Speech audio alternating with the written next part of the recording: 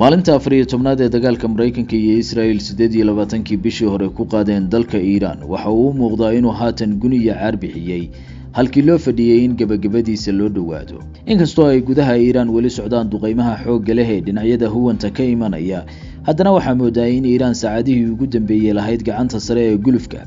kadib markii wararka soo baxaya xaqiijiyeen howlgallo dhowr ah guuleystay oo ay qaadeen ciidamada ilaalada kacaanka iyo laamaha taageera ee gobolka ka dhisan fiidnimadii xalay waxaa saldhigga dhexe ee ciidamada Mareykanka gaar ahaan kan Sitcom lagu magacaabo tilmaamay in mid ahaan diyaaradahooda hawada shidaalka ku bixiya waa military fueling aircraftska waaweyn ay si iskeeda ugu dhacday galbeedka Ciraaq oo ay ku jirtay bay yiraahdeen hawo nabdoon ama waxa loo yaqaano friendly space diyaaradan oo caynkeedu ahaa KC-135 ayaa docda kale mas'uuliyadda soo dhicitaankeeda waxa sheegtay ciidamada Iran gaar ahaan sarkaal u hadlay guutada la yiraahdo Khatim al-Anbiya ayaa tilmaamay in mid ahaan xogagooda iska caabintu gantaal la helay diyaaradan oo ilaa hadda la laayahay 6 qof oo la sheegay inay saarayeen isla diyaaratan la cayna oo iyada la socotay ayaa la wariyay iyadoo waxyeelo gaartay inay si badqable uga degtay gudaha magaalada Tel Aviv ee nidaamka Israel sida ay ku warantay warbaahinta ABC lama qeexin lafahaanteeda waxa ku dhacay ee gaarsiiyay waxyeelada la wariyay hayeeshee tani waxa ay xoojisay sheegashada Iran ee ah inay iyadu leedahay mas'uuliyadda beegsiga labadan diyaaradood ee midkood burburtay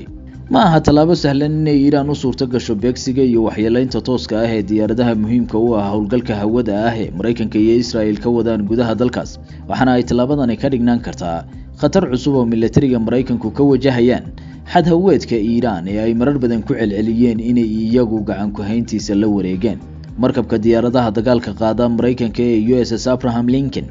ayaa isaguna xalay ciwaanada warbaahinta qabsaday kadib markii Iran sheegtay inay duqeyn gantaalo iyo drones oo ay la beegsatay dab u waxyeelayeen markabkan casriga kana mid ah kuwa caynkiisa ugu qaalisan waxa ciidanka ilaalada kacaanka Iran sheegay inay markabkan ku khasbeen inuu ka shiraacdo biyaha bariga dhexe kadib waxyeelooyinka culus ee weerarkaasi ka soo gaaray taasoo ka dhigan in IRGC markabkan ka dhigeen mid howlgab ah oo aan ka sii mid ahaan karin howlgalka 14 maalmood jirsaday ee Mareykanka iyo Israel ka wadaan gudaha wadanka Iran in Iran waxyeelo gaarsiiso USS Abraham Lincoln waxa kale oo ay ka dhignaan kartaa guul dagaal oo weyn iyo khasaare maaliyadeed oo gaaray Washington oo u muuqata marka dilka hogaankii sare ee Iran laga yimaado inay soo koomayaan guulaha taabashada leh ee ay ka gaarayaan dagaalka ka dhanka dalkan dhinaca kale Iran waxa ay wali sidii caadada ahayd sii wada weeraradeeda ka dhanka dalalka Khaliijka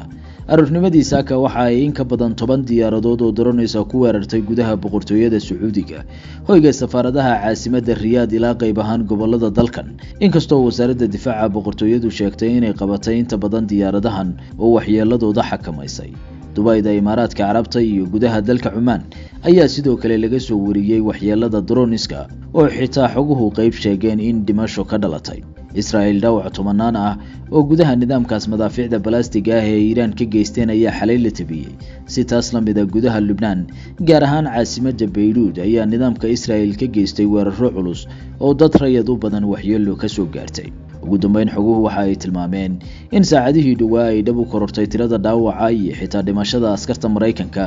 ee si uun qaybta uga ah howlgalka Iran tanaan xaqiiqadeeda lahayn in xog sugan laga helaana adag tahayse waa tirada dhabta ah ee khasaaraha gaaraya ducaha Mareykanka iyo Israel oo si adag ogaalkeeda loo xakameeyay